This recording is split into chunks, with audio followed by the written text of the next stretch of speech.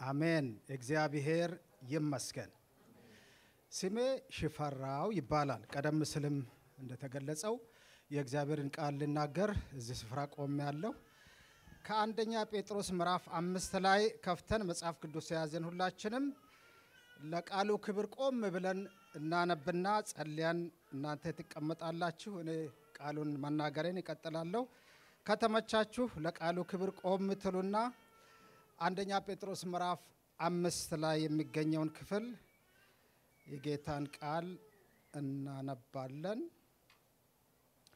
አንደኛ ጴጥሮስ ምዕራፍ 5 ከቁጥር 5 ጀምሮ ያለውን ክፍል ነው የማነበው አንደኛ ጴጥሮስ ምዕራፍ 5 ከቁጥር 5 አዲስ ኪዳን በድሮው ትርጉም 209 ገጽ ላይ ይገኛል በጌታ በኢየሱስ ክርስቶስ ስም አነባለሁ ሁላችሁም እርስ በርሳችሁ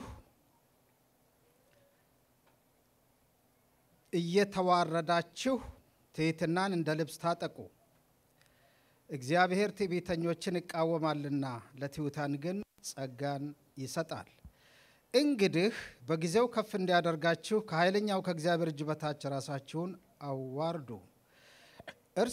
እርሱ ስለናንተ ያስባልና የሚያስጨንቃችሁን ሁሉ በእርሱ ላይ ጣሉት በመጠን ኑሩ ንቁም ባላጋራችሁ ዲያብሎስ የሚውጣውን ፈልጎ እንደሚያገሳ አንበሳ ይዞራልና በዓለም ያሉት ወንድሞቻችሁ ያን መከራ በሙሉ እንዲቀበሉ ያወቃችሁ በእምነት ጸንታችሁ ተቃውሙት በክርስቶስ ኢየሱስ ወደ ዘላለም ክብሩ የጠራችሁ የጸጋ ሁሉ አምላክ ለጥቂት ጊዜ መከራን ከተቀበላችሁ በኋላ ራሱ ፍጹማን ያደርጋችኋል ያጸናችሁማል ያበረታችሁማል ለእርሱ ክብርና ኃይል እስከ ዘላለም ድረስ ይሁን አሜን እንጸልይ የሰማይና የምድር ጌታ እግዚአብሔር አምላካችንና አባታችን ሆይ እናመሰግንሃለን ትንፋሻችንና መንገዳችንን በእጅ ያዝከው ሕይወትንና እስትንፋስን ለሁሉም የምትሰጥ አንተ ነህ ተመስገን ጌታ ሆይ በዚህ ስፍራ ቃልህን ልንሰማ ልንማር በፊትህ አለን የእግዚአብሔር ቃል ሕያው ነውና የሚሰራም ሁለት አፍም ካለው ሰይፍ ሁሉ ይልቅ የተሳለ ነው ነፍስንና መንፈስን ጅማትንና ቅልጥምንም እስኪለይ ድረስ ይወጋል የልብንም ስሜትና ሐሳብ ይመረምራል ተብሎ ተጽፏል ይህ ሰራተኛ የሆነው ቃልህ የሉኝታን የማይፈራው ቃልህ ዛሬም በሕይወታችን መሰራት የሚገባውን ሥራ ሁሉ እንዲሰራ እንጸልያለን መሰበር የሚገባው ይሰበር መተከል የሚገባው ይተከል መነቀል የሚገባው ይነቀል መቆረጥ የሚገባው ይቆረጥ መታነጽ የሚገባው ይታነጽ መለምለም የሚገባው ይለምልም ፍሬ ማፍራት ያለበት ፍሬ ያፍራ ማደግ ያለበት ይደግ አቤቱ እግዚአብሔር የጌታም ሥራ ሁሉ ጊዜ የሚበዛላችሁ ሁኑ ተብሎ እንደተጻፈው ዛሬም የጌታ ሥራ ባለመከልከል በመንፈስ ቅዱስ ኃይል እንዲሰራ መንፈስ ቅዱስ ባለመከልከል ቃልን አንተ እንድትናገር እንጸልያለን ሰው ለሰው ጆሮ ይናገራል አንተ ግን ለሰው ልብ ትናገራለህ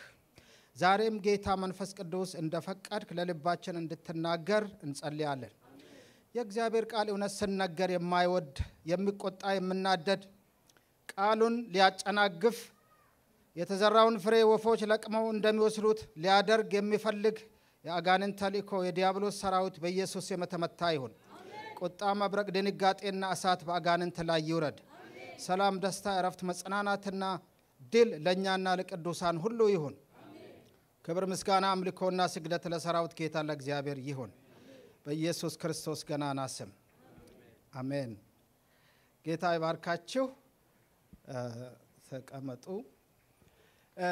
የምንማረው የእግዚአብሔርን ቃል በትምህርት መልክ ነው የማቀርበው እዚህ ጋር ርዕሱ ይታያል በመንፈሳዊ ንቃት እንኑር የሚል ነው ሁላችሁም ይሄንን ስክሪን እንደምታዩት ተስፋ አረጋለሁ ንቁ ይላል አይደለም ራሱ መሪ ሐሳብ አሁን የተነበበው ክፍል በመጠን ኑሩ ንቁም ይላል ስለ መንፈሳዊ ንቃት ወይም ስፒሪቹዋል አዌከኒንግ ማለትም ይቻላል ስለ መንቃት ነው በንቃት ስለ መኖር ነው አሁን የእግዚአብሔርን ቃል የምንማረው በመንፈሳዊ ንቃት ስለ መኖር በመንፈሳዊ ንቃት የመኖር መጽሐፍ ቅዱሳዊ ሥርዓት ምን ይመስላል አሁን በተነበበው የመጽሐፍ ቅዱስ ክፍል ላይ ቆመን ከሌሎችም ተጓዳኝ ክፍሎች ያዋህድን የእግዚአብሔርን ቃል ያገናዘብን እንማራለን ማለት ነው። በመንፈሳዊ ንቃት ስለመኖር ሁላችንም በየቀኑ እንተኛለን እንነቃለንም ደግሞ በስጋዊ ህይወታችን በመንፈሳዊ ህይወት ግን ሁሉ ጊዜ ነቅተን ነው የምንኖረው። ማንቀላፋት አይፈቀድም። መንፈሳዊ እንቅልፍ አይፈቀድም።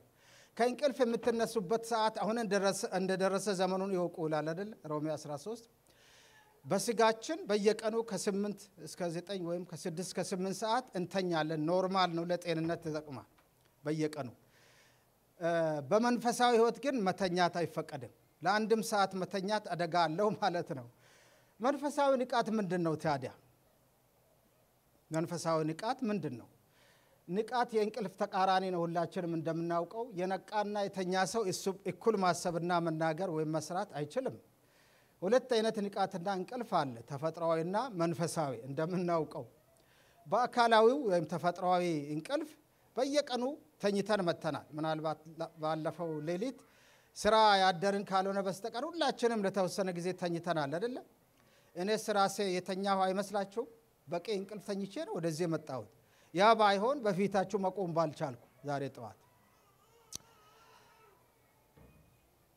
ተፈጥሯዊ እንቅልፍ ወይም ንቃት ለአካላዊ ጤንነታችን በጣም ጠቃሚ ነው። ለተወሰነ ጊዜ እንተኛለን፣ ደግሞም ተመልሰን እንነቃለን። በመንፈሳዊ ዓለም ግን ልምምዱና ስርዓቱ ፈጽሞ የተለየ ነው። ምክንያቱም ሁሉ ጊዜ በመንፈሳዊ ንቃት ጠንቀቅ ብለን እንድንኖር ጌታ ይመክረናል፣ ደግሞም ይገድላል። መንፈሳዊውን ህይወት መኖር የምንችለው በንቃት ነው። በመንፈሳዊ ንቃት ለመንፈሳዊ ህይወት ጤንነት ወሳኝ ነገር ስለሆነ በየቀኑ ነቅተን እንድንኖር የእግዚአብሔር ቃል ይመክረናል። መጽሐፍ ቅዱስ ስለ መንፈሳዊ መንቃት ደጋግሞ ነው የሚያስጠነቅቀን። በተለይም አዲስ ኪዳን ውስጥ በተለያየ ስፍራ በንቃት ስለመኖር እንዲህ ይላል መጽሐፍ ቅዱስ፣ በጽድቅ ንቁ ኃጢአትንም አትስሩ ይላል። ኃጢአት ውስጥ የምኖር ኃጢአትን አብዝቶ የምንለማመድ ሰው መንፈሳዊ እንቅልፍና ድንዛዜ ውስጥ እንዳለ ያመለክታል። አንደኛ ቆሮንቶስ 15:34 የቆሮንቶስ ምዕመናን መንፈሳዊ ድንዛዜ ውስጥ እንደነበሩ ያመለክታል ይሄ ክፍል። በጽድቅ ንቁ ኃጢአትንም አትስሩ ይላል። ንቁ በብዙ ቁጥር ነው። አንደኛ ቆሮንቶስ 16 ላይ አሁንም ንቁ፣ በሃይማኖት ቁሙ፣ ጎልምሱ፣ ጠንክሩ። መንፈሳዊ ጥንካሬና ብርታት ወይም ንቃት የተያያዙ ነገሮች ናቸው። አንደኛ ቆሮንቶስ 16:13 ላይ ስለዚህ አንተ የምትተኛ ንቃ፣ ከሙታንም ተነሳ፣ ክርስቶስም ያበራልሃል። ተመልከቱ፣ ለመንቃት ፈቃደኛ መሆን ይፈልጋል። ለመተኛትም እንደዛው ግዴታ የለበትም። ግን ማስጠንቀቂያ ወይም ምክር በትእዛዝም መልክ መጽሐፍ ቅዱስ ይነግረናል። ንቃ፣ ንቁ ስል ምክርም ትእዛዝም ማስጠንቀቂያም ነው፣ ማስጠንቀቂያም ጭምር ነው። እንግዲያስ እንንቃ፣ በመጠንም እንኑር እንጂ እንደ ሌሎች አናንቀላፋ። ሌሎች ያንቀላፉ አሉ። በመንፈሳዊ ዓለም ለጥ ብለው የተኙ አሉ። በስጋዊው ዓለም ወይም በአካል ይንቀሳቀሳሉ፣ ይሰራሉ፣ ይሮጣሉ፣ ይጓዛሉ። በመንፈስ ግን የተኙ ያንቀላፉ ናቸው ቃሉ እንደምለው። እኛ ግን በተቃራኒው እንንቃ ይላል። እዚህ ጋር እንደምታዩት በነጠላ ቁጥርም በብዙ ቁጥርም ነው። ንቁ፣ ንቃ፣ ንቁ፣ እንንቃ የሚለው በብዙም በነጠላም ቁጥር ነው የተመከረው። የምንተኛው በግላችን ነው፣ የምንተነፍሰው በግላችን ነው። በማህበርም በቡድንም ልተኛ ይችላል። ግን እያንዳንዱ በግሉ ነው እንቅልፍን ፕሮሰስ የሚያደርገው በአካላዊ ህይወት። በመንፈሳዊ ህይወትም እንደዛ ነው። በግል ፕሮሰስ እናደርጋለን ንቃትን፣ በጋራ ደግሞ በማህበር እናመልካለን ወይም እንነቃለን። ስለዚህ ነው በብዙ ቁጥርና በነጠላ ቁጥር ንቁ፣ ንቃ፣ እንንቃ የተባለው። እያንዳንዱ ቃል ንቁ፣ ንቁ፣ ንቃ፣ እንንቃ የሚለው ምክርም ትእዛዝም ማስጠንቀቂያም ነው። ተመልከቱ፣ ማስጠንቀቂያም ነው። ንብረትነቱ የስፔን የሆነ አንድ ትልቅ ሂውጅ ጃምቦ ጄት አይሮፕላን ይበር ነበር። ከፊት ለፊቱ ረጅም ተራራ ነበርና ማስጠንቀቂያ ይሰጣል ራዳሩ። እዛ ውስጥ ያለው ሲንተሳይዝድ የሆነ ማሽን አለ አይሮፕላን ውስጥ። ለአብራሪው ፑል አፕ፣ ፑል አፕ፣ ፑል አፕ የሚል ማስጠንቀቂያ ይመጣል በኮምፒውተሩ በኩል። አብራሪው ብዙም ትኩረት አልሰጠም ለማስጠንቀቂያው። እንዲያውም እየተሳለቀ ሸተፕ ብሎ ይመልሳል ለአውሮፕላኑ የኮምፒውተር ድምፅ። ከፍ ብለህ ከተራራው ጫፍ በላይ ብረር ማለቱ ነው። ፑል አፕ እያለ ነው። ይህንን ማስጠንቀቂያ ድምፅ ናቀና በረራውን ቀጠለ ካፒቴኑ። ከጥቂት በኋላ ምን ቢሆን ጥሩ ነው? ከጥቂት ቆይታ በኋላ አውሮፕላኑ የተፈራው አልቀረም። ከዛ ትልቅ ተራራ ጋር ሄዶ ተላተመ፣ ፍርስርሱ ወጣ። አብራሪውም የክሩ ሰራተኞችም ተሳፋሪዎችም ሙሉ በሙሉ በእሳት ነደዱ፣ አመድ ሆኑ ማለት ነው። ማስጠንቀቂያን ልብ ለማለት አመድ ያረጋል። ንቁ የሚለው ቃል በነጠላም በብዙም ቁጥር ማስጠንቀቂያም ምክርም ትእዛዝም ነው ማለት ነው። ልብ ልንለው የሚገባን ነው። ስለዚህ በመንፈሳዊ ንቃት መኖር የምንችለው እንዴት ነው? ጠቃሚና ሞጋች ጥያቄ እንግዲህ እየመጣ ነው። እንዴት ነው ታዲያ መጠንቀቅ መንቃት የምንችለው? በንቃት የመኖራችን ምልክቶችስ ምን ምንድናቸው? በህይወታችን በግልና በጋራ የሚታዩ ምልክቶች ወይም ፍሬዎች ምን ይሆኑ? በመንፈሳዊ ንቃት ባንኖርስ ወይንም የመንፈሳዊ እንቅልፍና ድንዛዜ ጉዳቱስ ምን ይሆን? ጉዳት አለው። አውሮፕላኑ ከተራራው ከመላተሙ የበለጠ የከፋ ጉዳት አለው በመንፈሳዊ ድንዛዜ ውስጥ መኖር። በመንፈሳዊ ንቃት ለመኖር ምን ማድረግ ይኖርብን ይሆን? አንደኛው ለነዚህ ሞጋች ጥያቄዎች አሁን መልስ ልንሰጥ ነው። ከራሱ ከመጽሐፍ ቅዱስ የምናገኘው መልስ ነው። አንደኛው በመንፈሳዊ ንቃት ለመኖር ማድረግ የሚገባን በትህትና መመላለስ ነው። ራሱ ቃሉ ነው የሚመክረን። ቁጥር 5 ላይ እርስ በርሳችሁ ሁላችሁም ማለቱ ነው። አንደኛ ጴጥሮስ 5:5 እርስ በርሳችሁ እየተዋረዳችሁ ትህትናን እንደ ልብስ ታጠቁ። ለምን ቢባል እግዚአብሔር ትዕቢተኞችን ይቃወማልና ለትሑታን ግን ጸጋን ይሰጣል። ትዕቢትና ትህትና ሁለት ተቃራኒ ነገሮች ናቸው። እግዚአብሔር ትዕቢትን ይጠላል፣ ይቃወማል። ትህትናን ግን እጅግ ያከብራል፣ ይወዳል። መጽሐፍ ቅዱስ ውስጥ በተለያየ አገባብ በብሉይም በአዲስም ትዕቢትና ትህትና ተጠቅሰዋል። ከሰዎች ጋር ያለንን ጤናማ ህብረት መጠበቅ የምንችለው በትህትና ስንመላለስ ነው። ለምሳሌ የትህትና አንዱ ጥቅም ከሰው ሁሉ ጋር በሰላም ለመኖር መሰረቱ ትህትና ነው። የትህትናንም ትርጉም ትንሽ ማጤኑ አይከፋም። ትህትና ምንድነው ብላችሁ ትጠይቁ ይሆናል። አንድ የተወደደ አባባል አለ ለትህትና የተሰጠው ዴፊኒሽን ወይንም መግለጫ። ትህትና የፍርሃት ወይም የበታችነት ምልክት ሳይሆን በአእምሮ የመብሰልና አሪቆ የማሰብ ውጤት ነው። ብሂል ነው። በጣም የሚወደው ብሂል ከመጽሐፍ ቅዱስ አስተምሮ ጋር በጣም የሚዛመድ ግሩም የሆነ መግለጫ ነው ለትህትና የተሰጠው። የፍርሃት ወይም የበታችነት ምልክት አይደለም። ይልቁንም በአእምሮ የመብሰልና አሪቆ የማሰብ ውጤት ነው ትህትና። ይህንን መለማመድ ከእግዚአብሔርም ከሰውም ጋር በሰላም ያኖራል ትህትና። እንዲያውም መጽሐፍ ቅዱስ እንዲህ ይላል ምሳሌ 15:38 ላይ ትህትና ክብረትን ትቀድማለች። ምን ማለት ነው? ከትህትና ፊት ለፊት ክብር አለ ማለቱ ነው። ዛሬ ትህትናን ለብሰን ብንገኝ ነገ ወደ ክብር እንገባለን ማለቱ ነው። ትህትናና እግዚአብሔርን መፍራት ባለጠግነት፣ ክብር፣ ህይወትም ነው። ምሳሌ 22:4 ላይ እንደዛ ነው ምለው። ትህትና እንዲሁም እግዚአብሔርን መፍራት ባለጠግነት አለበት፣ ክብር አለበት፣ ህይወትም አለበት።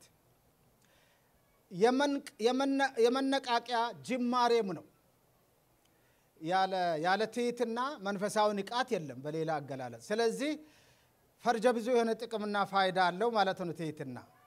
ትሁት ሰው ከእግዚአብሔርም ከሰውም ጋራ በሰላም ይኖራል፣ ጸጋም ይበዛለታል፣ በተነቃቃ ህይወት ውስጥም እየገባ ነው ማለት ነው። ያለ ትህትና መነቃቃት የለም፣ መንፈሳዊ ንቃት የለም። በትሕትና ሁሉና በየዋህነት ይላል ጳውሎስ። አሁንም ቅድም ጴጥሮስ ነው የመከረን፣ አሁን ጳውሎስ ሐዋርያት ይህንን ጉዳይ አስምረውበታል። በትሕትና ሁሉና በየዋህነት በትዕግስትም እርስ በርሳችሁ በፍቅር ታገሱ።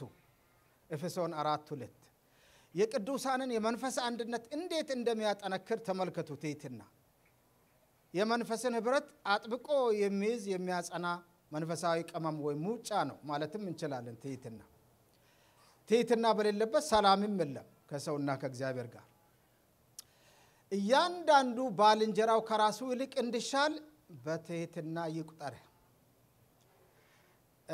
ይሄን ቃል ለመውሰድ ይተናነቀን ይሆናል እንዳለ ለመቀበል ወይንም እንደወረደ ለመውሰድ ግድ ነው። ምንም አማራጭ የለንም። እኔ ለራሴ ይሄንን ቃል አውጃለሁ። ሽፈራው ባልንጀራህ ከራስህ ይሻላል ብዬ ለራሴ አውጃለሁ። አንድ ጊዜ እግዚአብሔር ረዳኝ። ከአመታት በፊት ነው በመሰራበት የቤተክርስቲያን ቢሮ 1200 አጥቢያ ቤተክርስቲያን ነው ከኔ በታች ያለው። የወንጌል መምሪያ ዳይሬክተር ነኝ። ከዛሬ 15 አመት በፊት መሆን አለበት። አገር አቀፍ ስኮላር ዓለም አቀፍ ስኮላርሺፕ ለኔ መጣ። እኔ ከነበርኩበት ተቋም ወደ ሄድ ኦፊስ ተላለፈ ስሜ።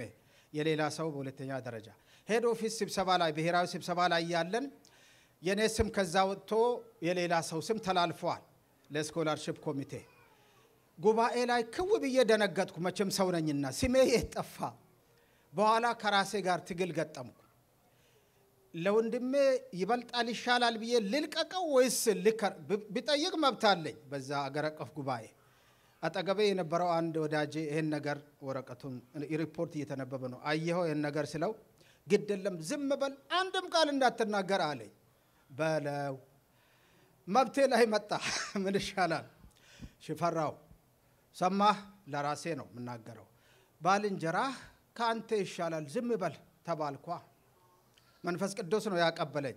ባልንጀራ በስህተት በተንኮልም በሸፍጥም ቢሆን ነገርየው ተሰራው ይገባኛል። ግን ባልንጀራ ካንተ ይሻላል ስለዚህ ዝም በል ተባልኩ። ነው እሺ ጌታዬ ይኸው ሰሚት አድርጌያለሁ። ዝም አልኩ። ተዘጋ። ወደ ስራ ተመለስን። ሰምቶ እንዳልሰማ አውቆ እንዳላወቀ አይቶ እንዳላየ ዝም አልኩ። ስራችንን ቀጠልን።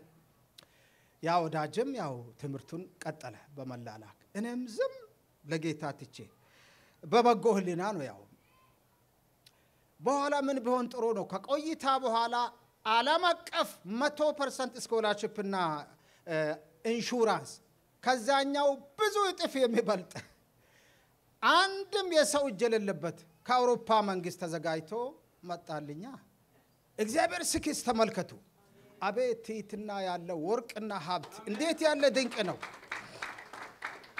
ከአውሮፓ መንግስት 100% ነው ብላችሁ 100% ፕላስ የአውሮፕላን ቲኬትም ሳይቀር ዓለምን የሚዞርበት ፈንድ 100% ለ2 አመት ግጥም ብሎ መጣልኝ። የቪዛ ሁሉ ሳይቀር 5 ሳንቲም ሳላወጣ ያውም ብዙ ገንዘብ አትርፌ ተመለስኩ ከ2 ወር በኋላ ለማሳጠር። አቤት ትሕትና ውስጥ ያለው በረከት። ትሕትናና እግዚአብሔርን መፍራት ባለጠግነት ክብር ህይወትም ነው አላለም ቃሉ? መማር ከቻለ ይሄው ያለውን በረከት። ትሕትና ከፊት ለፊቷ በረከት አለ። ትሕትና ክብረትን ትቀድማለች ማለት ይሄው ነው። ስለዚህ ከዛን ትምህርት አገኘውና ሽፈራው ባልንጀራ ካንተ ይሻላል ጸጥ በል እለዋለሁ። አቤቱ ትልቁ ጠላታችን ራሳችን ነው። ይሄን ታውቃላችሁ? ትልቁ ወዳጃችንም ወዳጅ ማድረግ ከቻል ራሳችን። እስቲ ይሄን ሞጋሽ ጥያቄ ልጠይቃችሁ። ባልንጀራዬ ከራሴ ይሻላል በሉ እስቲ። ከልባችሁ ከሆነ ያላችሁት ብፁዓን ናችሁ። ከተመቻችሁ ድገሙት ቃሉን። ትሕትና ባልንጀራዬ ከራሴ ይልቅ አሜን ያርግልን። ሁላችሁም አሁንም አለ ጴጥሮስ እርስ በርሳችሁ እየተዋረዳችሁ ውርደትን መዋረድን ይጠይቃል።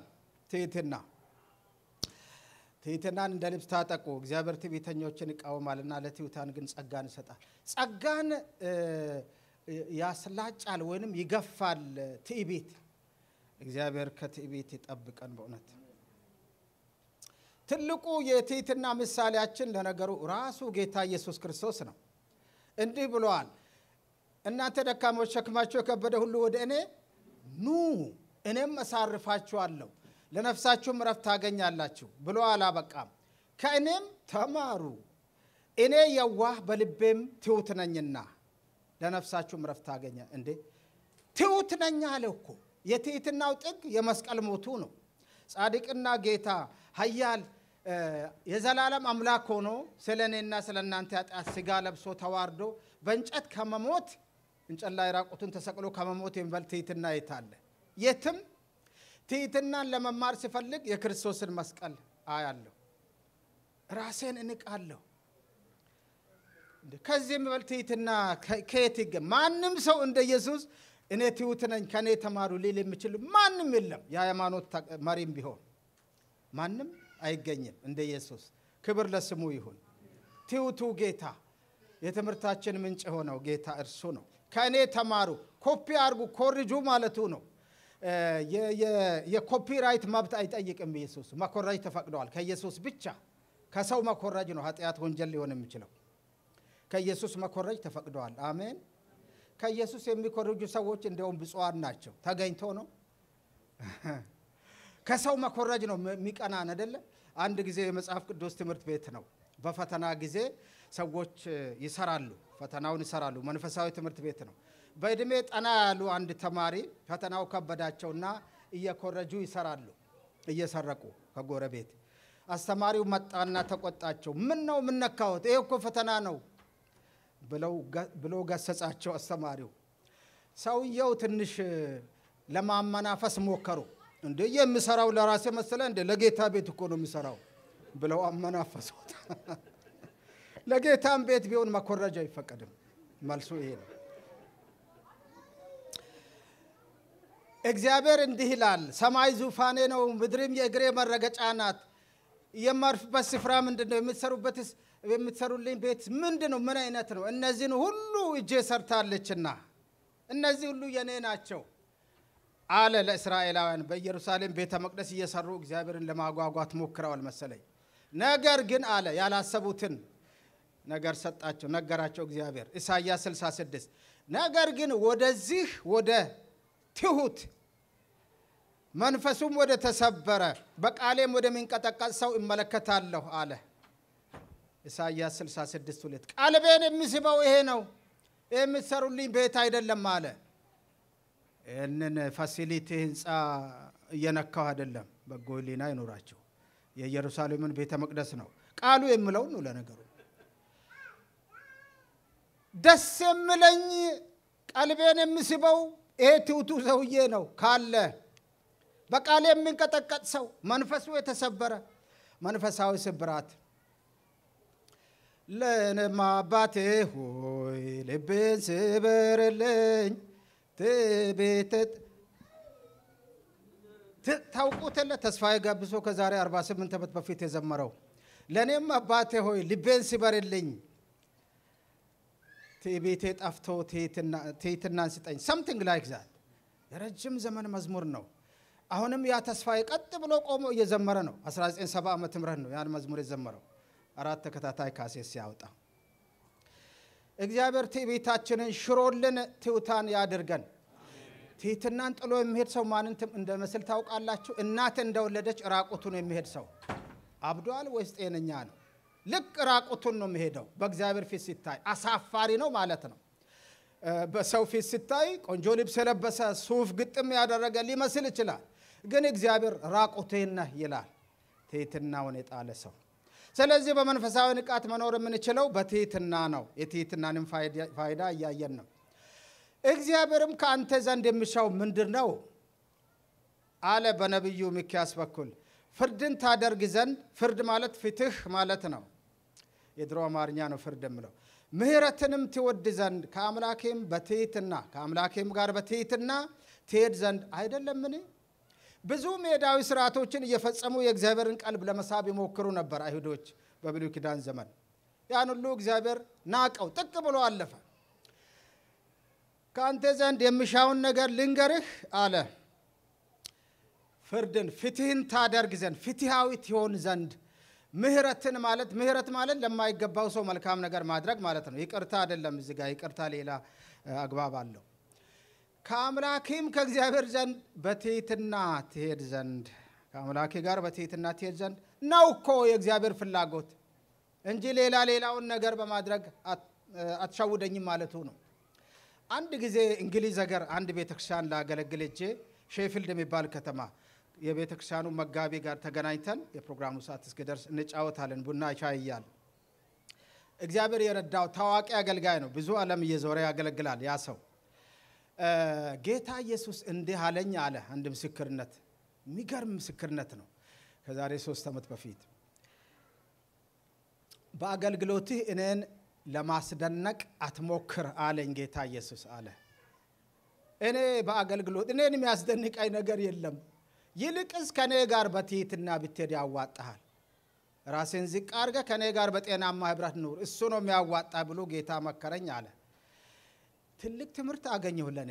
ጌታን የምናስደንቀው እንዳይመስለን በምንዘምረው በምንሰብከው በምናደርገው ሜዳዊ ስርዓት ጥሩ ነው፣ አግባብ ነው። ግን ጌታን የሚያስደስተው አሁን የምናየው ነገር ነው። ይሄው ቃሉ ራሱ ምስክር ነው። በሜዳዊ ስርዓት ሰውን መሸወድ ይቻል ይሆናል። የጌታን ቀልብ ግን መግዛት የሚቻለው በትሕትና ነው። ትሕትና ከሰዎችና ከእግዚአብሔር ጋር በጤናማ ህብረት የሚያኖረን ሲሆን ህብረታችንንም የሚያጠነክርና የሚያጣፍጥ ቅመም ነው። እግዚአብሔር ትሑታን ያድርገን፣ የትሕትናን ልብስ ያልብሰን በእውነት። ትዕቢት ግን በተቃራኒው ትዕቢትና ትሕትና ጎን ለጎን ተጠቅሰዋል ብሉይ ኪዳን ውስጥም አዲስ ኪዳንም። በመጽሐፍ ቅዱስ ውስጥ እኔ ባደረኩት ጥናት ወደ 106 ጊዜ ተጠቅሷል። ትዕቢተኛ፣ ትዕቢተኞች የሚል ነጠላ ብዙ ቁጥር ነው። ትሕትና ግን ትንሽ ጊዜ ነው የተጠቀሰው፣ ወደ 21 ጊዜ። አይገርምም? በ6 እጥፍ ይበልጣል ትዕቢት የተጠቀሰበት አግባብ መጽሐፍ ቅዱስ ውስጥ። እግዚአብሔር ከሚጠላቸው ነገሮች አንዱ ነው ትዕቢት። ይኸውም የሰውን ህይወት ክፉኛ የሚያቀጭጭና እድሜውንም ጭምር የሚያሳጥር መንፈሳዊ በሽታ ነው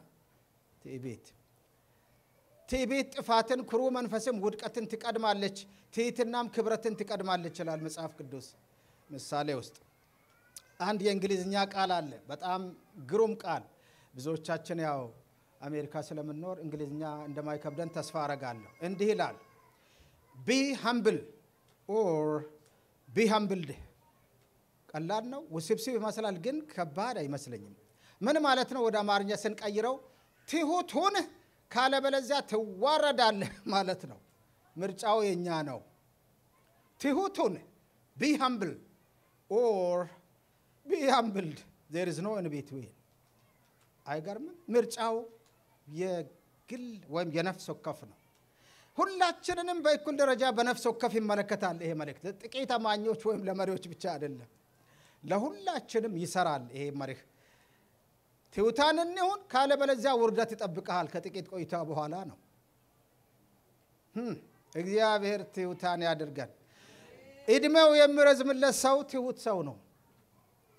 በሰላም ተረጋግቶ የሚኖር ሰው ማን ነው ይባል? ትሑት ሰው ነው።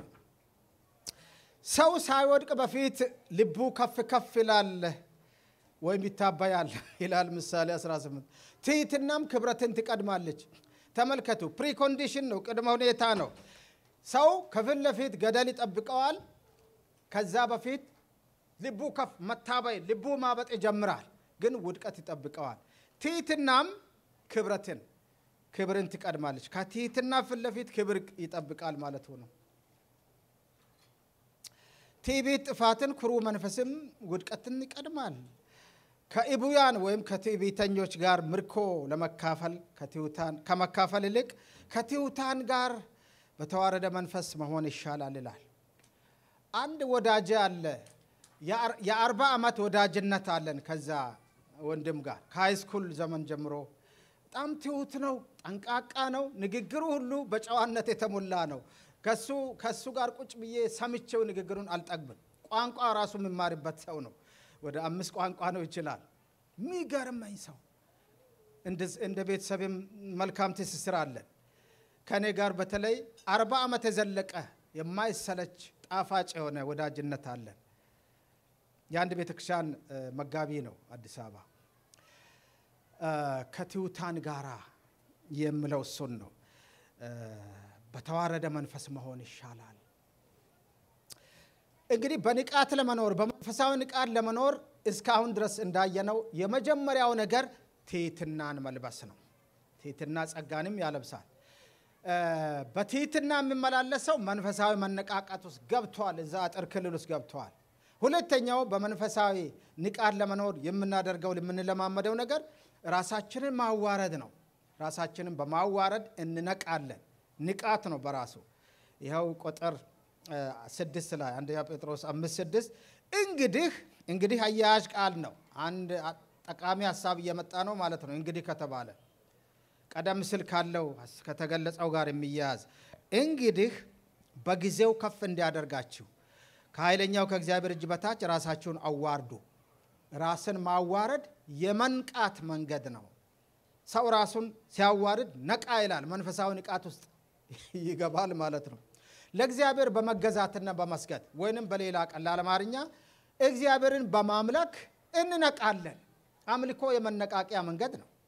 ቤተክርስቲያን በታሪክ ውስጥ እግዚአብሔርን ዝቅ ብላ በእውነትና በመንፈስ ባመለከች ቁጥር በመነቃቃት ውስጥ ትገባለች።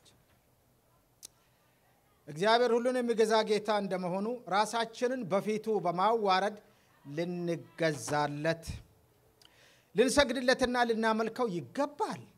ዮሐንስ 4 ላይ ሁላችንም የምናውቀው ቃል ነው። እግዚአብሔር መንፈስ ነው፣ የሚሰግዱለትን በመንፈስና በእውነት ሊሰግዱለት ያስፈልጋቸዋል። አብ እንደነዚህ ያሉትን ይሻልና። በጌታ ፊት ራሳችሁን አዋርዱ፣ ከፍም ያደርጋቸዋል። ይመጋገባል እርስ በርሱ። ያዕቆብም ጳውሎስም የጻፉት በጊዜው እግዚአብሔር ጊዜ አለው ከፍ የሚያደርግበት። ከእግዚአብሔር ጊዜ ጋር መተላለፍ አያስፈልግም። አሁን ሁላችንም ከፍታ እንፈልጋለን አይደል? በስጋዊም በመንፈሳዊም ነገር በምድራዊም ኑሮ ረገድ ጌታ ነው ከፍ የሚያደርግ ሰውን። ግን መጀመሪያ ቅድመ ሁኔታው ራሳችንን እናዋርድ፣ እናምልክ፣ እንገዛ። በውዴታ ማለት ነው። ወደንና ፈቅደን እንገዛለን። የእውነተኛ ክብር ወሳኝ ቅድመ ሁኔታው ራስን በጌታ ፊት ማዋረድ ነው። ጌታ ኢየሱስም ይህንን ደጋግሞ ተናግሯል። ማቴዎስ ምዕራፍ 23 ላይ ጸሐፍት ፈሪሳውያንን ስለ ግብዝነታቸው ሲገስጽ ራሱን የሚያዋርድ ከፍ ይላል፣ ራሱን ከፍ የሚያደርግ ይዋረዳል ብለዋል። ደጋግሟል ጌታ ኢየሱስ ያን ቃል። ቅድመ ሁኔታው እሱ ነው። በእግዚአብሔር ፊት ራስን ማዋረድ የመነቃቂያ መንገድ ነው። በውድም ሆነ በግድ ሁሉም ሰው ለእግዚአብሔር ይንበረከካል። አሁንም ወደፊትም በእግዚአብሔር ፊት የማትንበረከክ ከሆነ በኃጢአት ፊት መንበርከክህ አይቀርም።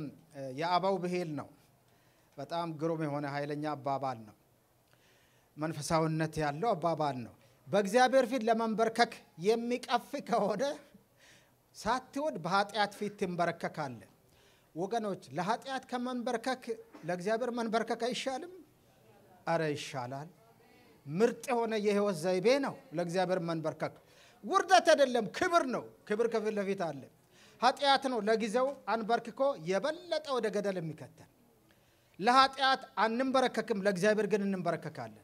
እግዚአብሔር ይመስገን። አንድ ሰው እግዚአብሔርን የማያመልክ ለእግዚአብሔር የማይንበረከክ ከሆነ ጣዖትን ማምለኩ አይቀርም እኮ። አይገርምም? ይሁን እንጂ አንድ ቀን ተገዶ በእግዚአብሔር ፊት ይዋረዳል፣ ይንበረከካል። ይሄ መጽሐፍ ቅዱሳዊ ነው። ፊልጵስዩስ ምዕራፍ 2 ላይ ጉልበት ሁሉ ለኔ ይንበረከካል፣ መላስም ሁሉ እግዚአብሔርን ያመሰግናል ተብሎ ተጽፏል። በትንቢት ውስጥም አለ። መጽሐፍ ቅዱሳዊ ስርዓት ነው። ጉልበት ሁሉ አንድም ሳይቀር ዛሬ ለመንበርከክ የሳሳው ወይንም ደግሞ ያመነታው እምቢ ያለው ለእግዚአብሔር አልሰግድም ያለው አንድ ቀን ተገዶ በሞት ኃይል ይንበረከካል። ያውን በእግዚአብሔር ፊት በፍርድ ቀን አይቀርም፣ አያመልጥም። ይልቅስ በሰላም በደስታ በነጻነት ወደንና ፈቅደን እኛ ለእግዚአብሔር እንሰግዳለን፣ ለእግዚአብሔር እንበረከካለን። ወደንና ፈቅደን በእውነትና በመንፈስ እግዚአብሔር አምላካችንን እናመልከዋለን፣ እንሰግድለታለን፣ በፊቱ ራሳችንን እናዋርዳለን። አሜን። እግዚአብሔርን አምልኮ ለእግዚአብሔር ተንበርክኮ ሰግዶ ማን ነው የተዋረደው? አላየሁም በዘመኔ። የመነቃቂያ መንገድ ስርዓቱ ይሄ ነው። እግዚአብሔር መገዛት፣ ለእግዚአብሔር መንበርከክ የመነቃቂያ መንገድ ነው። ክብር ለቅዱስ ስሙ ይሁን። አሜን። የመነቃቂያ ሁለተኛው መንገድ ለእግዚአብሔር መንበርከክ ነው። ሶስተኛው የመነቃቂያ መንገድ በመንፈሳዊ ንቃት ለመኖር የምናደርገው ሶስተኛው ነገር የሚያስጨንቀንን ሁሉ በጌታ ላይ መጣል ነው። ቁጥር 7 ላይ እርሱ ስለናንተ ያስባልና የሚያስጨንቃችሁን ሁሉ በእርሱ ላይ ጣሉት። አንተ የሚያስብልን አምላክ አለ። ክብር ለስሙ ይሁን። ምንኛ እድለኞች ነን። ትንሽ ትልቅ ሳይባል ከባድ ቀላል ሳይባል ጌታው ይሄው እንዲህ አይነት ነገር ስንለው ከተፍ ብሎ ይወስድልናል። ሸክማችንን በእርሱ ላይ እንድንጥል ተጋብዘናል። አንዳንዶቻችን የእግዚአብሔርን ቀልብ ለመሳብ እንደው ለማስተዛዘን ሸክማችንን ተሸክመን ጎብጠን የምንሄድ እንመስላለን። አይሆንም እንደዛ። አንድ ልጅ ትንሽ ልጅ ነው። ገብስ በጆንያ ተሸክሞ ሰፈር ለሰፈር ገብስ ይሸጣል እየዞረ ገብስ ፈላጊ እያለ ማለት ነው። ሰፈር ለሰፈር እየዞረ ገብስ ይሸጣል። አንዱ አገኘውና ጠራው። ና ባለ ገብስ እስትና ገብስ ፈልጋለሁ አለ። ሲደራደሩ በዋጋው ላይ ስንት ነው የገብሱ ዋጋ? እንደውም ሁሉንም ከነጆንያው ገዛሃለሁ። ስንት ነው ዋጋው አለው። ልጁ መለሰና አይ ሁሉንማ አልሸጥም፣ በኋላ ደግሞ ምን ተሸክሜ ልዞር ነው ሁሉንም ይሸጠው። ምንኛ ሞኝነት ነው። ዋጋውንም ሰጥቶት ከሸክምም ሊገላግለው ልጁን ጠይቀው ሁሉን አልሸጥም ተሸክሜ መዞር አለብኝ አለ። ብዙ ክርስቲያኖች ይሄንን ይመስላሉ። ትንሹን ለእግዚአብሔር ሰጥተው የቀረውን ተሸክመው ይሄዳሉ ለማስተዛዘን። ሁሉንም በኔ ላይ ጣሉ ብሏል እግዚአብሔር። ክብር ለጌታ ይሁን። ተጋብዘናል ሸክማችንን በእርሱ ላይ እንድንጥል። እግዚአብሔር በልጆቹ ህይወት ማየት ከማይፈልጋቸው ነገሮች አንዱ ጭንቀት ነው። ኤንግዛይቲ መጨነቅ ወይም ጭንቀት ማለት እግዚአብሔር ለኔ አያስብም ስለኔ አይገዳውም ብሎ የማሰብና ተስፋ የመቁረጥ ምልክት ነው መጨነቅ። ትጨነቃላችሁ ምእመናን? የተወደዳችሁ ወንዶችና ሴቶች ጭንቀት አላችሁ? መቼም መከራ፣ ችግር፣ ፈተና አለባችሁ አይደለም ጥያቄው። በዓለም ሳላችሁ መከራ አለባችሁ ተብሏል። ግን ጭንቀትና መከራ ሌላ ነው። እስቲ ማን ነው የተጨነቀ ሰው?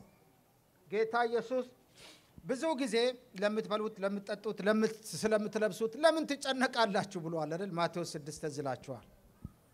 በፍጹም በእግዚአብሔር መዝገበ ቃላት ውስጥ ጭንቀት የሚል ቃል አይታወቅም። እንግዳ ነው ለእግዚአብሔር መዝገበ ቃላት። ብዙ ሰዎች በሁለት አደገኛ ሌቦች መካከል ራሳቸውን ሰቅለው ይኖራሉ አሉ። እውነትም ነው ቢፈተሽ። እነዚህ ሁለት አደገኛ ሌቦች አንደኛው ያለፈው ጸጸት እና ሁለተኛው የሚመጣው ስጋት ናቸው። የቀደመው ጊዜ ጸጸት፣ ይሄን አርግ፣ ምን አይነት ሰው ነኝ በመጸጸት ነገን ያሰቡ ደግሞ ስጋት ኤንግዛይቲ። በእነዚህ ሁለት አደገኛ ሌቦች መካከል ራሱን ህንጅ አርጎ ሰቅሎ ነው የምኖረው አሉ ብዙ አማኝ። ስለ ዓለማዊማ ምን ገዶኝ፣ ስለ አማኞች ነው የምናገረው። እስቲ ስንቶቻችሁ ናችሁ በእነዚህ ሁለት አደገኛ ሌቦች መሃል ራሳችሁን የሰቀላችሁ ተንጠልጥላችሁ የምትኖሩ ማለት ነው? ስጋትና ጭንቀት ወይም የትላንትናው ጸጸትና የነገ ስጋት። የተንጠለጠሉ ልጆችን እግዚአብሔር ወደ መሬት ያወርዳቸው። መንቃት አይችልም። የተጨነቀ ሰው መንፈሳዊ መነቃቃት ውስጥ መግባት አይችልም። ጭንቀቱን እያዳመጠ ነውና የሚኖረው።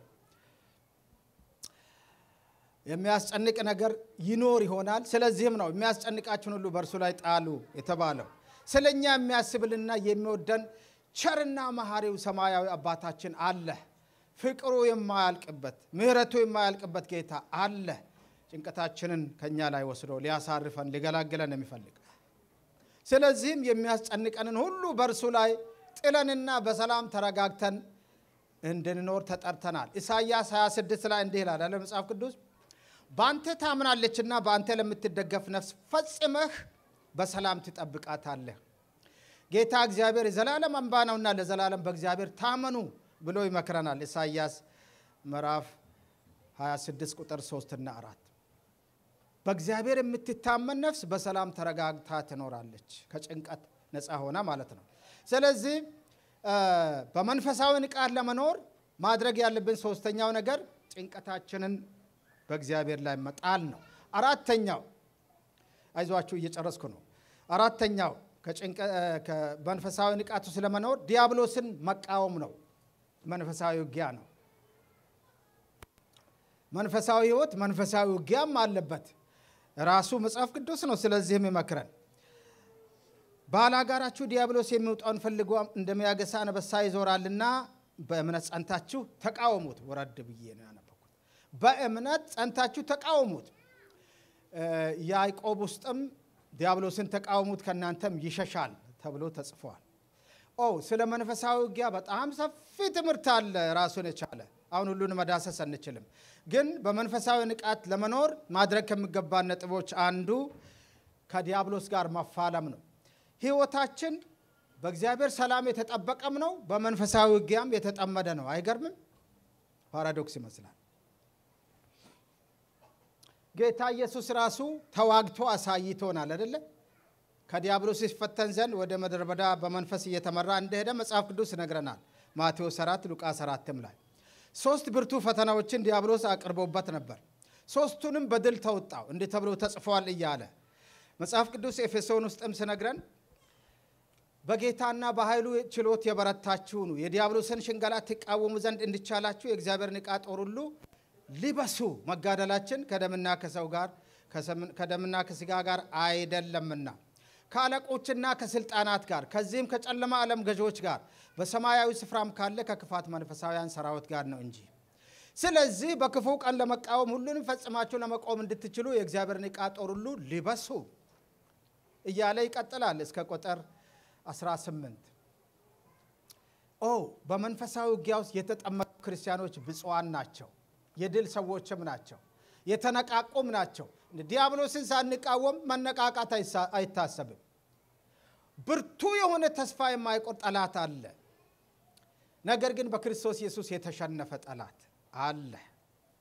ለመንፈሳዊ ውጊያ ትኩረት መስጠት አለብን። ሸልተኛ መሆን የለብንም ማለት ነው። ባላጋራችን ዲያብሎስ በክርስቶስ ሞትና ትንሣኤ የተሸነፈ ጠላት ቢሆንም ተስፋ አይቆርጥም። ጊዜው ደርሶ እስኪታሰር ድረስ ውጊያውንና ሽንገላውን አያቆምም። ሽንገላ ማለት በጣም የረቀቀ ተንኮል ማለት ነው። ረቂቅ ተንኮል በቀላሉ ሰው አይነቃበትም። በመንፈስ ቅዱስ በመንቃት ካልሆነ በስተቀር እጅግ የረቀቀ ነው። ሲፈልግ በዘመናዊነት ውስጥ ራሱን በሳይንስና ቴክኖሎጂ ውስጥ ራሱን ደብቆ እንደመስራት ታውቃላችሁ። ወይም ድህረ ዘመናዊነት ፖስት ሞደርኒዝም በሚባለው ፍልስፍና ውስጥ ራሱን ደብቆ ክፉኛ ህዝብን እየገዘገዘ ይገኛል ትውልዱን። ዝርዝሩ ብዙ ነው፣ እናንተ ታውቃላችሁ። በየትኛውም አገር ይሰራል። ግን ቴሪቶሪያል ስፒሪት የሚባል አለ። በአንዳንድ ሰፈር ለምሳሌ እኔ ሐዋሳ ከተማ ነው ብዙ ዓመት የኖርኩኝ። ሐዋሳ ውስጥ ብርቱ መንፈሳዊ ውጊያ ይካሄዳል። የተደራጀ የጸሎት ቡድን አለ በየማህበሩ በከተማ አቀፍም ቢሆን። ስለዚህ እንደ ልቡ ሰይጣን አይሰራም። 25 ኪሎ ሜትር ወደ ሻሸመኔ ወጣ ብትሉ ከፍተኛ ዲያብሎሳዊ ጫና አለ። ለምን? ብዙ የሚቃወም ኃይል አልነበረም። አሁን ይሻላል። የቅዱሳን ብዛት የቤተክርስቲያን መስፋፋት ስላለ ቀንሷል። የዲያብሎስ መረብ እየተበጣጠሰ ነው። ሻሸመኔም እግዚአብሔር ይመስገን ብርቱ ውጊያ ስላለ ክርስቲያኖች ነቅተው በሚዋጉበት አካባቢ እንደ ልቡ አይሰራም። ስራው ይፈርስበታል። ተቃዋሚ አካል አለ። እኔ አንድ ኔዘርላንድ ሀገር ነበርኩ በአንድ ወቅት። በነበርኩበት ከተማ 160 ሺህ ህዝብ ነው የነበረው ጀርመን ድንበር። ጠቅላላ እዛ ከተማ ውስጥ የነበሩ የወንጌል አማኞች ብዛት 1000 አይሆንም ነው የሰማሁት። እዛ ከምኖር አንድ የወንጌል አማኝ የሰማ 1000 አንኖርም ጠቅላላ እዚህ ከተማ ያለን አለ። 1000 በ160 ሺህ እስቲ ሬሾ ብናወጣ 1% አይሞላም የወንጌል አማኞች። ከፍተኛ የሆነ አጋንንታዊ ስራ አይቻለሁ እዛ። በተኛውበት እኔንም አፍኖ ሊገለኝ እንዳንበሳ ለቦጭቀኝ ብዙ ታግሎ ያውቃል። ያ የበለጠ ለመንፈሳዊ ውጊያ አነሳሳኝ እንጂ ተስፋ አልቆረጥኩም። ብርቱ መንፈሳዊ ውጊያ አካሄጄ ሲሄድ ወደ ዩኒቨርሲቲ ከተማው አየሩ ቀለል ብሎ ይታየኛል። ዛሬ ከተማይቱ ምንነካት እስኪባል ድረስ ነፃ አየር ይታየኛል። በዘመናዊ በምድራዊ እድገት እጅግ የመጠቃ ሀገር ነው። በመንፈሳዊ ነገር ግን በአፍጢሙ የተደፋ ማህበረሰብ እንደዛ ነው የሚታየኝ ሲል ለመፍረድ ሳይሆን ከአጋንንታዊ ጫና የተነሳ ሰይጣን የሚባል አለ ተብሎ አይታመንም እዛ ሀገር 99% ፕላስ አያምንም በክርስቶስ። ስለዚህ ምንኛ ህዝብን እያረደ እንደሆነ በመንፈሳዊ አይነ ይታየኝ ነበር። በመሆኑም ጠላትን ነቅተን በመቃወምና በመጋደል ስራውን ማፍረስ የኛ የአማኞች ወይም የቤተክርስቲያን ድርሻ ነው።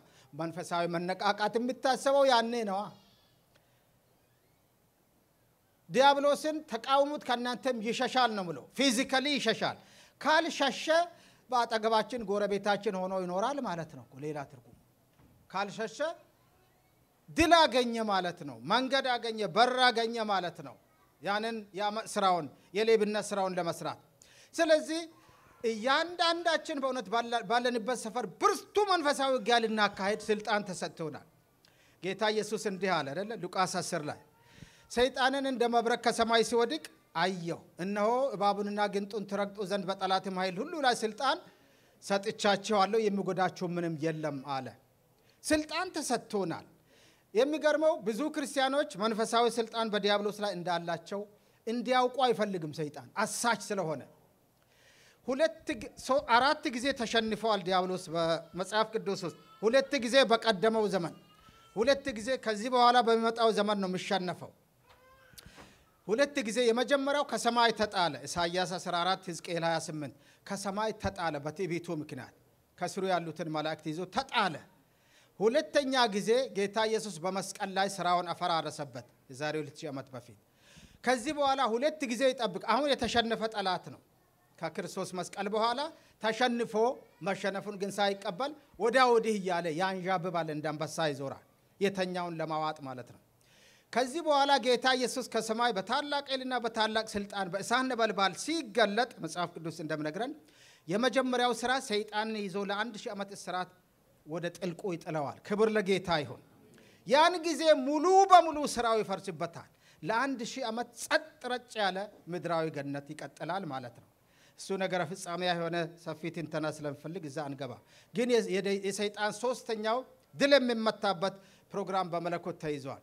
4ኛውና የመጨረሻው ራእይ 20 ላይ እንደምናነበው ከ1000 ዓመት እስራት በኋላ ከጥልቁ ተፈቶ ለጥቂት ጊዜ ውጊያ ሲሞክር ይያዝና ለአንዴና ለዘላለም ከአጋንንቱ ጋር ወደ እሳት ባህር ይጣላል።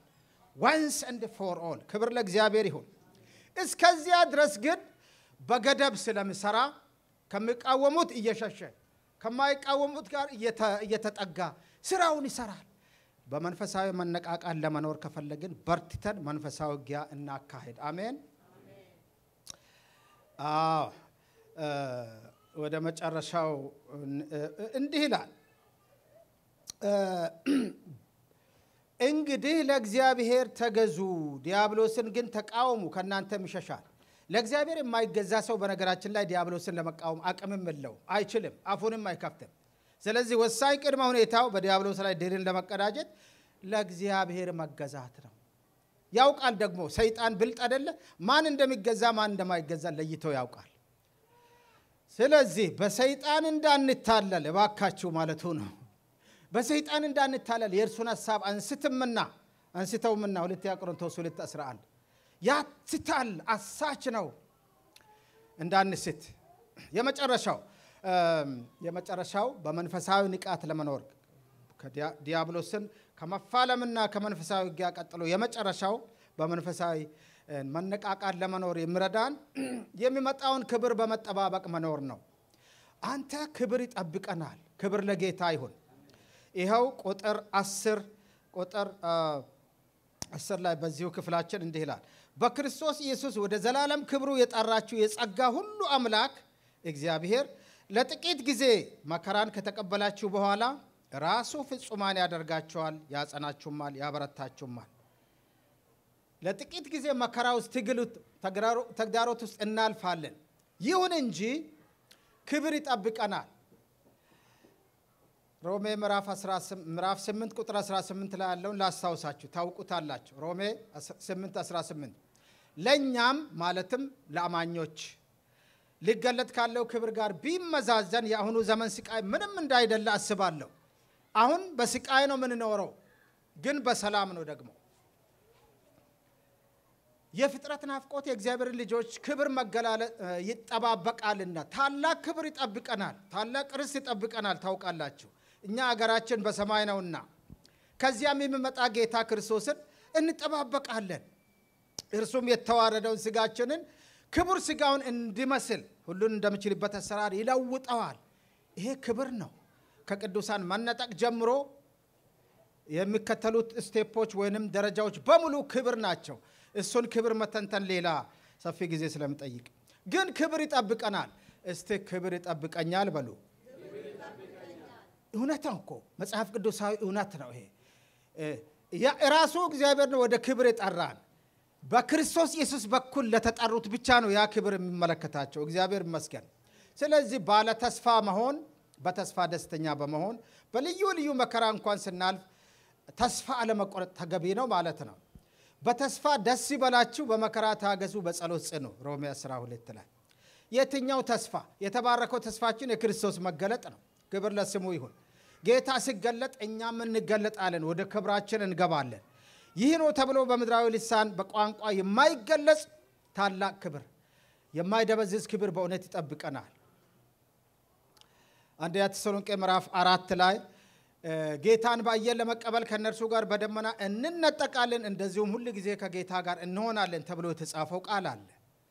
ይሄም ብሩህ የሆነ መለኮታዊ ጊዜ ሰሌዳ እንዲሁም የተሰጠን የተባረከው ተስፋችን ነው። ዛሬ ማታም ሊሆን ይችላል መነጠቅ። ከመነጠቅ ነው የሚጀምረው ጌታ ያዘጋጀልን ክብር። ስለዚህ እሱን እያሰላሰልን ነቃ ነቃ እንላለን። ክብር ለጌታ ይሁን። ነገ ሌላ ቀን ነው። ወደ ዘላለማዊ ክብር የጠራን እግዚአብሔር የታመነ ነው፣ ስሙ ቅዱስ ይሁን። ስለዚህ ዛሬ በምናልፍበት መከራ፣ ልዩ ልዩ ፈተና፣ ተግዳሮት ተስፋ እንቁረጥ። የሚደርስብን የትኛው መከራ ወይ ምድራዊ ስኬትም ሊሆን ይችላል ለኛ ካለው ሊገለጥ ካለው ክብር ጋር ከሚጠብቀን ክብር ጋር ቢመዛዘን በጣም ጥቂት ነው። የትኛውንም ምድራዊ ስኬት፣ ክብር፣ ኢቭን መከራ፣ ችግር አነጻጽሩ፣ ትንሽዬ ነች። ቃሉ እንደዛ ነው ምለው ሮሜ 8 ላይ በመከራው ስናልፍ የሚያጽናናንን ልዩ ጸጋ እግዚአብሔር ሊሰጠን የታመነ ነው። ደግሞ ክብር ለጌታ ይሁን። ጸጋዬ ይበቃል፣ ኃይሌ በድካም ይፈጸማልና ተብሎ እንደተጻፈው መከራው ሲያልፍ ሐዋርያው ጳውሎስ ሁለተኛ ቆሮንቶስ 12 ላይ ያለ ጸጋ የምናደርገው ነገር የለም። ከመዳን ጀምሮ ወደ ጌታ እስክንሄድ ድረስ ያንዳንዱ እርምጃ በጸጋ ነው ምንዘልቀው። እግዚአብሔር ይመስገን። መከራ ህይወታችንን የሚያበስል እሳት ነው ወይም ትምህርት ቤት ነው። የእግዚአብሔር ትምህርት ቤት የት ነው ቢባል አይለጥፍም፣ ማስታወቂያ አይለጥፍም። እግዚአብሔር መከራ ነው ስሙ፣ የእግዚአብሔር ትምህርት ቤት። አቤት በመከራ ውስጥ የተማረ ሰው እንዴት የበሰለ ነው! ይመቻል ለእግዚአብሔር ስራ። ጌታ ይመስገን።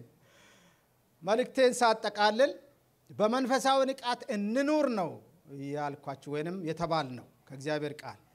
በመንፈሳዊ ንቃት ለመኖር አንደኛ በትህትና እንመላለስ፣ በነፍስ ወከፍ ትህትናን እንልበስ፣ ትሑታን እንሁን። ሁለተኛ ራሳችንን በጌታ ፊት እናዋርድ፣ እርሱን እናምልክ።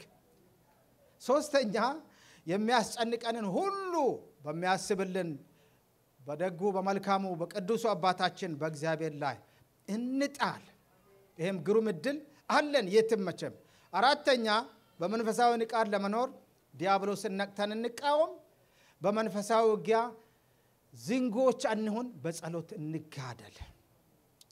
አምስተኛውና የመጨረሻው ነቅተን ለመኖር በመንፈሳዊ ንቃት ለመኖር የሚጠብቀን ዘላለማዊ ክብር በናፍቆትና በትዕግስት እየተጠባበቅን በተስፋ ደስተኞች ሆነን በእምነት እንጽና።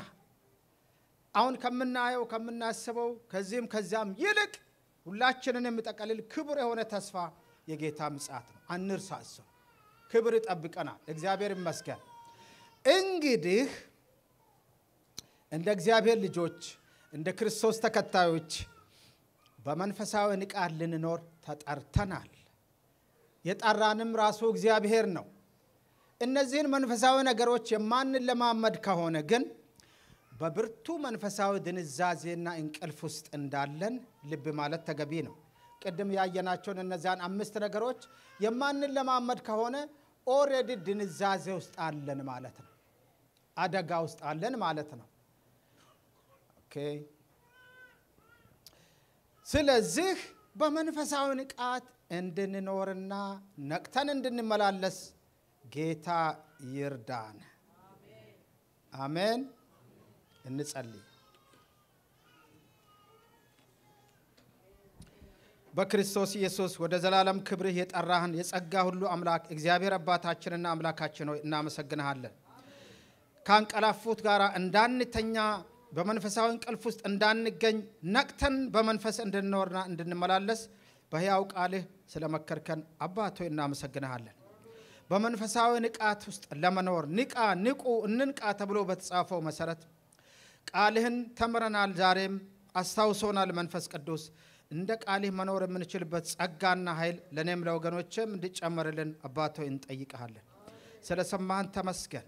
በውድ ልጅህ በመድኃኒታችንና በጌታችን በኢየሱስ ክርስቶስ ስም